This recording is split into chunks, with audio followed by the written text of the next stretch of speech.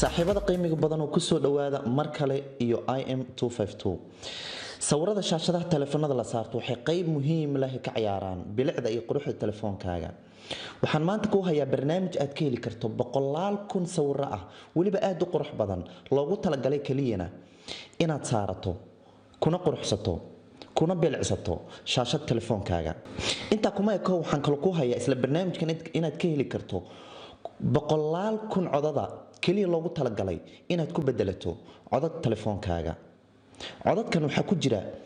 codadkii aadka u qadiimiga ahaa ama telefoonadii qadiimiga ahaaba ay ku imaan jireen sida 333 kale codadkaas oo aniga si gaara aan u xiiseeyo hadeerna oo telefoonkooga ii saaran yahay waxaan kale ku hayaa isla barnaamijkan inaad ka heli karto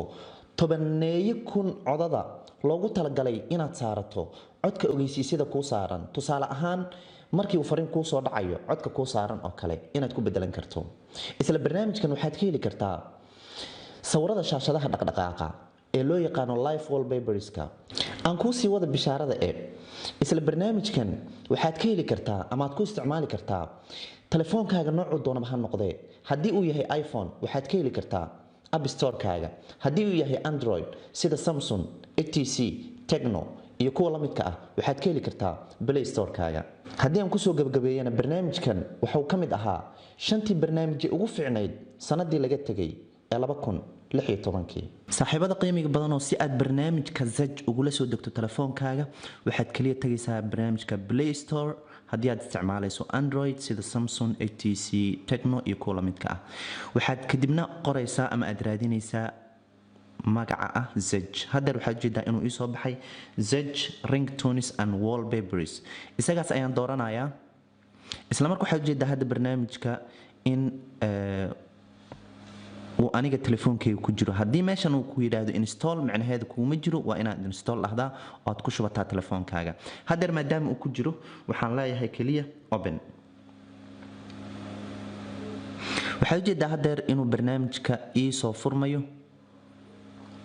barnaamijku wuxuu ka kooban yahay toddobadan qaybood qaybta koowaad oo wallpapers oo sawirada shaashadaha la saarto ah oo aan dhaqdhaqaaqin live wallpapers oo kuwa dhaqdhaqaaqa ah ringtones codadka telefoonka la saarto notifications codadka soo dhicisyada iyo la saarto ogeysiisyada sida fariimaha kale games oo ciyaaraha caadiga gameska aad taqaanid icons oo ah sawirada yararka ah ee barnaamijyada la saarto iyo widgets oo ah tusaale ahaan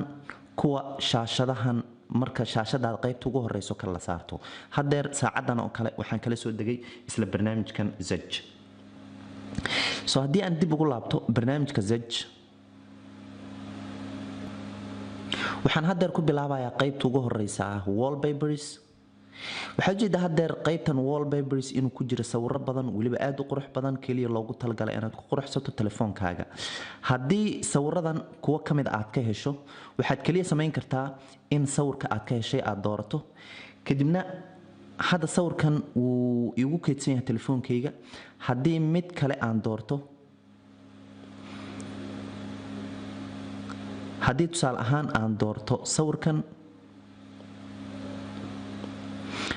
waxaad u jeedaa in meeshan uu igu soo qorayo ama igu soo sawirayo button u taagan download oo kale ama dejiso isla buttonkaas ayaan taabanayaa wax yar kadib waxaad arki doontaa in uu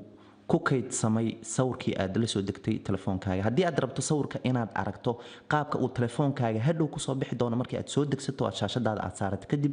sawirka kaliya ayaad dooranaysaa waxaad u jeedaa hadda sawirkii shaashadii oo dhan inuu wada qabsaday soo haddii aan hadeer exit preview dhaho weli wuu soo degayaa sawirka markii uu dhamaado sawirkan uu soo dego wuxuu leeyahay item downloaded marka wuxuu leeyahay sawirkan ma waxaad saaranaysaa home oo ah qaybta barnaamijyada ku saaran oo kale mise waxaad saaranaysaa qaybta lock screen-ka shaashada qufulka meesha ku saaran oo aad ka soo furayso ayaad background ama sawir dambeed uga dhigaysaa soo hadda waxaan leeyahay lock screen iga dhig qaybta aan rabo in aan shaashada saarto ayaan dooranaya kadibna waxaan leeyahay save haddii hadeer telefoonkayga dib aan u soo kiciyo waxaad arki kartaa in sawirkii uu ii bedelmay hadeer aan furo qaybtan waa qaybta wallpaperska. haddii marka sawir aad u baahan tahay ama magac ahaan aad haysato oo aad u baahan tahay inaad raadiso, waxaad samayn kartaa in sawirka magaciisa aad qorto. tusaale ahaan design. qaybta wallpaperska ayaan sii dooranayaa. waxaa ii soo baxaya guud ahaan sawirada wata magaca ah design. haddii tusaale ahaan aan u baahdo in sawirkan aan saarto shaashadayda, waxaan sidii hadaayo kala dhihi karaa download, kadibna waxaan saaran karaa home screenka ama lock screenkayga.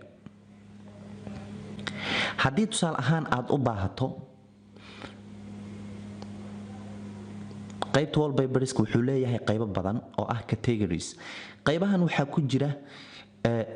sawirada oo qaybo loo kala bixiyay. tusaale ahaan haddii aad u baahan tahay nature ama sawirada naturalka ah sida beeraha, ubaxyada, buuraha, waxyaabaha noocaas oo kale, halkan ayaad ka heli kartaa. waxaad ujeedaa haddeer waxaa keliya ii soo baxaya sawirada naturalka ama landscape-ka.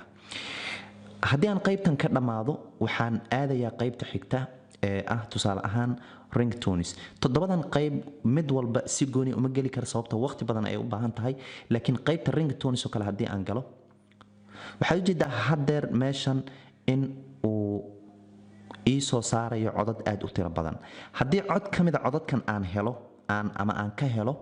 waxaan samayn karaa in codkan aan iska tijaabiyo horta marka hore.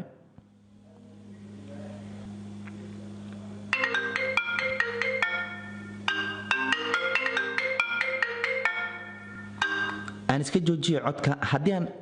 codkan ka helay tusaale ahaan, waxaan samayn karaa inaan codkii doorto, kadibna aan iraahdo sidii hadaayo kalen waxbana aanan ka bedelnayn download. haddeer wuxuu leeyahay codkan waxaad saaranaysaa ringtoneka, mise waxaad saaranaysaa notificationka ah oo ogeysiisyada, mise qof contact telefoonkaaga kugu jira ayuu si gaar ugu soo dhacayaa, ama alarm ayaad ka dhiganaysaa. waxaan haddeer leeyahay waxaad ii saartaa ringtone. haddeer isla markii codka uu ii bedelmayo, codkan ayaa soo dhicista ii saarnaan doona haddii la isoo waco. qaybaha kale iyagana sidoo kale ayaad samayn kartaa. haddii tusaale ahaan cod kamida codadka caadiga aad u baahato inaad raadiso, waxaad samayn kartaa in codkaas aad raadiso. tusaale ahaan haddeer anigoo kale waxaan aad uga helaa 3310ka codkiisa. marka 3310ka haddii aan doorto, waxaan samayn karaa codka aan ka helay inaan doorto, kadibna sidii hadaayo kale aan soo dejisto, kadibna aan maxay ahayto saarto meesha aniga aan u baahanahay. waxaan rabaa inaan kugu soo gabagabeeyo. haddii aad u baahato codadkii aad soo dejistay ama sawiradii aad soo dejisay in qof saaxiiba aad la wadaagto, waxaad samayn kartaa in aad tagto my fileska ama qaybta aad folderada ka tagto, kadibna waxaad raadin kartaa folder la yiraahdo zej.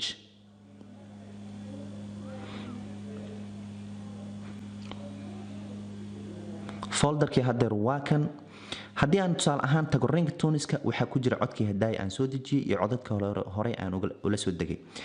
haddii aan tago qaybta wallpaperska, waxaad arki kartaa sawiradii hore iyo midkii haddeer aan la soo degayba in halkaas uu ku jiro. halkan ayaan samayn karaa marka inaan kala wadaago qof saaxiiba, kadibna aan dhaho share via, kadibna aan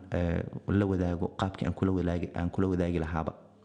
ku mahadsanid waqtigaaga qiimiga badan aad ku bixisay daawashada muuqaalkan. fadlan haddii aad leedahay saaxiib gaar oo aad la jeceshahay in shaashada telefoonkiisa uu quruxsado ama codadka telefoonkiisa ugu raagay buu iska bedelo, fadlan hoos ugu yeer oo ku taagaray. hana ilaawin inaad kusoo biirto bahdan im252 haddii aadan horey ugu soo biirin. haddii aad horey ugu soo biirtana mahadsanid, oo si qurux badan oo farxad badan aan iskula joogno. waxaa noo balana muuqaalka xiga. mahadsanid mar kale in badan guulayso.